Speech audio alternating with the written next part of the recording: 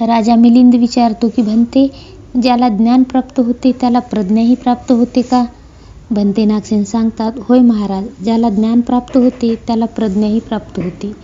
ज्ञान आणि प्रज्ञा दोन्ही एकच वस्तू आहेत. या दोन्ही गोष्टी ज्याच्याकडे आहेत त्याला काही विषयात मोह राहील तर काही विषयात मोह राहणार नाही. ज्या गोष्टीबाबत वाचले नाही, ऐकलेले नाही, पाहिलेले नाही अशा गोष्टीत मोह राहतो. आपल्या प्रज्ञेने ज्या गोष्टी जाणून घेतल्या जातात त्या विषयात मोह राहत नाही. ज्ञान उत्पन्न होताच सर्व गोष्टीचा मोह नष्ट होतो. ज्ञानाची प्राप्ती झाली की मोह निघून जातो. महाराज, कोणी मोठा मनुष्य त्याला रात्रीच्या वेळी एक चिठ्ठी लिहावी वाटेल. तो आपल्या लिहिणाऱ्याला बोलून आणि दिवा लावून चिठ्ठी लिहून घेईल. चिठ्ठी लिहून झाल्यावर दिवा विझवून टाकील. ज्याप्रमाणे प्रकाश विझला, विझून गेल्यावर चिठ्ठीचे काही राहून जात नाही. महाराज, त्याचप्रमाणे प्रज्ञा पण आपले कार्य करून निघून जाते.